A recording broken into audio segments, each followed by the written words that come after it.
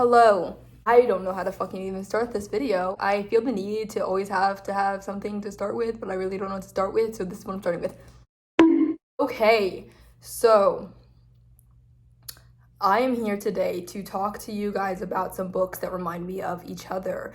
If you like this book, you should try out this book. So yeah, I guess without further ado. So the first one is Pizza Girl and Night Bitch. Both of these books are upfront about the fears of motherhood. And in Pizza Girl, basically, she's a young girl. She's 18, I'm pretty sure, and she's pregnant. And there is this family who had called the place where she works at, which is a pizza shop, and they were like, could you get us some pizza with pepperoni and pickles? Because that's the only thing my son will eat, and it has to be done a certain way. And so she makes it, and she makes it really well. And the person who, like this mother who is the one who's asking for this request, her name's Jenny, but the main character, she kind of becomes obsessed with Jenny and kind of stalks her a little bit. And yeah. And then in Night Bitch, basically it's about a new mom who has like a 2-year-old son, and she kind of, all of her dreams and aspirations went to the gutter because of her son. And although she loves him, she just desires to be doing what she used to love, which is like art. If you want a book that's more dark and like surreal and metaphorical, then I would recommend Night Bitch. But if you want something that's more like literary fiction-esque, that's very like a little bit of a lighter read, then I would go for Pizza Girl. If you want to read more about motherhood and being a new mother, then I would read both of these books.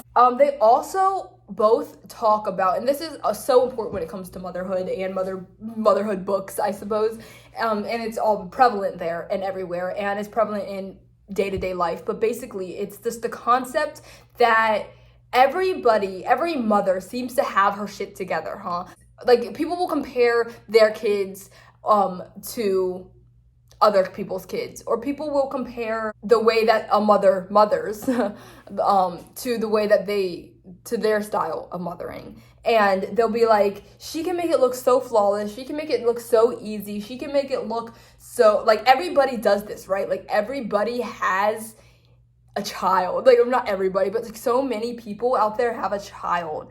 And if everybody else can do it, why can't I? And I think that both of these books talk about that in a very like good way. Like it touches on that, and it's so important because it really is true. Like, here's the thing, if any mothers are watching, everybody else is thinking the same thing about everybody else. You know what I mean? Every mother is like, I feel like a fake, and I feel like I'm not doing good. But then the next mother that you're comparing yourself to is probably thinking the same exact thing.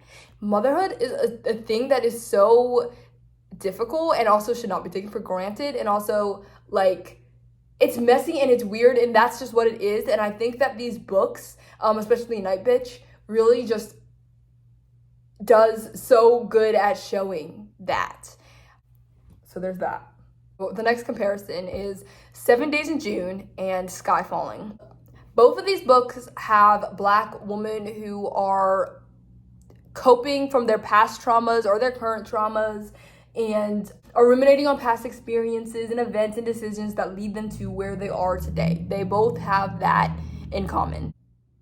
7 Days in June is like a romance book, but it's like romance meets literary fiction. And then Sky Falling is the opposite of that, where it's a literary fiction book, but has like a dash of romance. Both of these main characters have some people that I absolutely loved. They were both 12-year-old girls that were both like their daughters. So in 7 Days in June, yeah, it's her daughter who's 12 years old. Her name is Audrey. And then in Sky Falling, it's her 12-year-old daughter named Vicky. But both of these 12-year-old girls are some of my favorite characters that I've ever fucking read. They're both so intelligent. They should be like friends, honestly. And I want to go back in time and become 12 years old again, and then also have the ability to go into books, like in 2 books at the same time, so that I can both be friends with Audrey and Vicky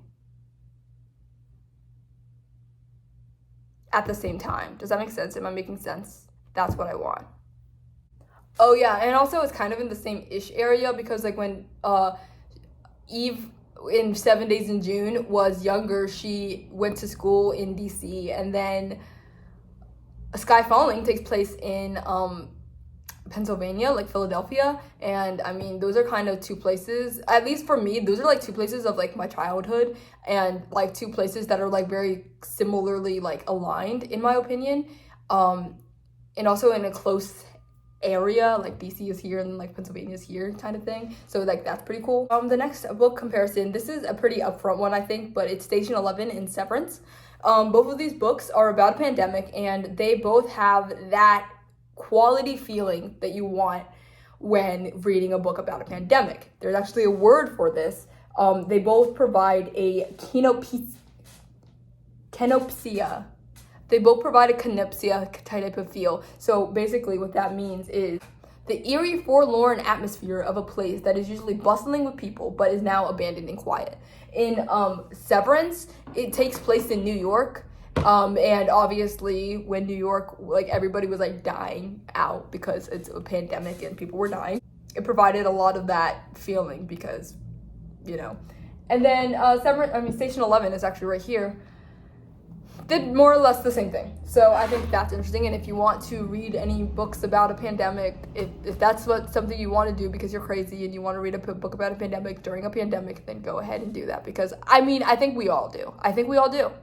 Because it's so hard to not compare and contrast, right? Like between how it started in both Severance and Station 11 and how it started with us, like here in the actual world and all of that stuff. And all of it's so accurate. And even that forlorn atmosphere, like it's so accurate, isn't it? Because like I remember being at work and nobody came in. Nobody was coming in. And like it usually is bustling. It usually is busy. But now nobody's here. And it's like, it was so crazy. And I just think that both Station 11 and Severance do a really good job at showing that atmosphere. The next book is All's Well and Death in Her Hands.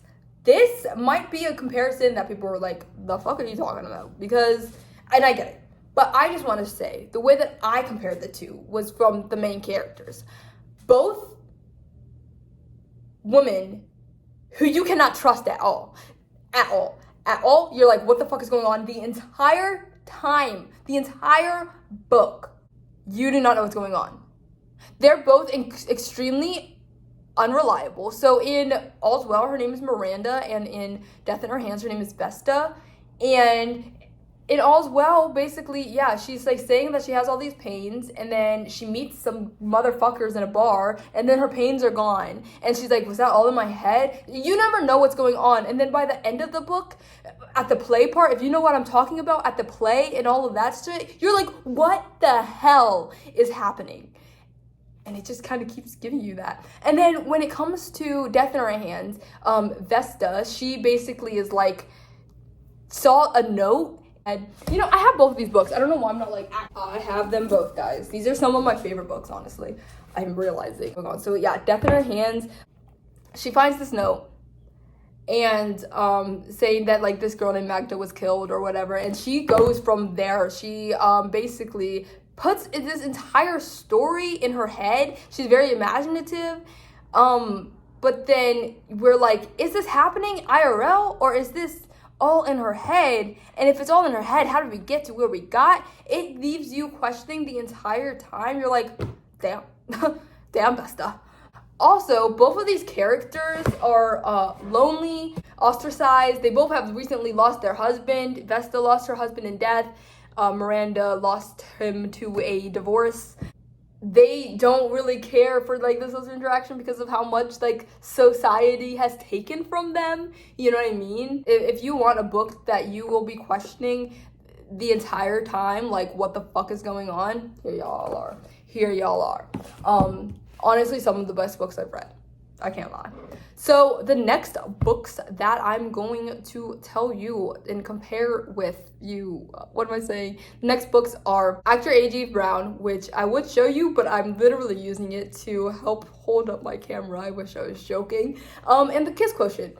Both these books are romance books with autistic female leads. And I mean, if you want more romance books with autistic female leads, here you are. Although I don't personally care that much about the Kiss Quotient, like you won't see me hyping it up the way I do with Eve Brown, but look, if you want autism rep and if you want romance, there you guys go. And this is a short video. Look at me do that shit. Look at me do that shit. Anyways, so those are all my comparisons. I just gave you guys 10 recommendations. If you haven't read, like, you know, if you haven't, like, for example, if you haven't read Death in Her Hands, but you have read All's Well, and you liked All's Well, then read Death in Her Hands and vice versa. I hope you guys like these recommendations because I honestly really enjoyed doing this video and thinking of all the things, and like, I don't know, this was actually a lot of fucking fun. So hopefully I can do it again like next year when I read even more books and can compare even more books to each other. That'd be really cool. But for now, that's what I got. Okay, thank you for watching. You better have an amazing day. And if you don't, I'll find you. And I'll make sure you have a fucking amazing day. See ya.